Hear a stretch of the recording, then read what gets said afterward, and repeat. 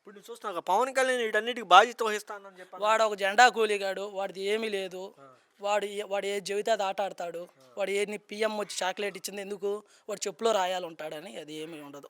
అది అంటే ఏదైతే ఉందో కూటమి ప్రభుత్వం ఇచ్చినటువంటి సూపర్ సిక్స్ హామీలకి నాది బాధ్యత వాళ్ళు ఏ హామీలు నెరవేర్చరు. పక్కా షూరి చెబుతున్నాను. పవన్ కళ్యాణ్ కాదు కదా, వాళ్ళ నాయన వల్ల కానీ కాదు.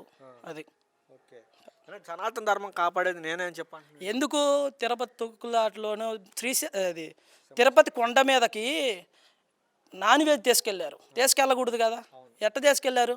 హిందూ ధర్మాన్ని కాపాడుతానన్నాడు. ఆవులు ఎందుకు, గోమాతలు ఎందుకు చనిపోయాయి? గోమాతలు ఎందుకు చనిపోయాయి? తిరుపతి లడ్డు గురించి మాట్లాడు. కలియుదయం వెంకటేశ్వర స్వామి ఆడివి ఆయనతో చతుర్లు ఆయనతోటి చతుర్లు కాదు కదా. అలాగా చేస్తున్నారు పరిపాలన, వరస్ట్గా చేస్తున్నారు పరిపాలన. లడ్డు విషయంలో మాట్లాడిన పవన్ కళ్యాణ్ హిమాచల్ అది ఇప్పుడు చనిపోయినప్పుడు గోడలు కూడా చనిపోయినప్పుడు ఎందుకు మాట్లాడు? అప్పుడు కాని రాడు వాడు, ఎందుకు గాని వస్తాడు? పైకి నీతులు చెబుతారు, వాళ్ళు ఎవడు రాడు. దూరపు కొండలు ఎప్పుడు నిలిపే లోన చెప్పరు. అది వాళ్ళు ఏది చెబితే అది, బాబు గారు ఏది చెబితే అది. అది ఓకే. అంటే ఇప్పుడు మరి ఇంకా 40 సంవత్సరాలు చంద్రబాబు నాయుడు గారే విజనరీ నాయకుడే ఉండాలంటున్నాడు. యజనరీ నాయుడు కాదు, ఈ దెబ్బ వాడి అమ్మ మొగుడు ఎవడు వచ్చినా సరే ఈ దెబ్బ పడదెంగటం గ్యారంటీ. 2029లో ఎన్ని జెండాలు జతగట్టి వచ్చినా వైఎస్ జగన్మోహన్ రెడ్డిని ఆపే శక్తి ఎవరికి లేదు. అది అంత నమ్మకం కాదు. ప్రజల్లో తిరుగుబాటు అయింది. వైసీపీ కార్యకర్త అనేవాడు కన్ను ఎర్ర చేస్తే వాళ్ళ ఊర్లో వాళ్ళకి పుట్టగతులు ఉండవు. అది పక్కా షూర్ చెబుతున్నా. రాజ్యాంగం అలాగే ఉంది. ఈ దెబ్బ బ్లూ బుక్ అనేది 2.0 ఓపెన్ చేసాం మొన్న. దాంట్లో ఎవడెవడు మంచి చేశాడని వాడి పేరు ఫస్ట్ రాసుకోవాలి. రేపు వచ్చినాక అన్నీ తిరిగి ఇచ్చేయాలి.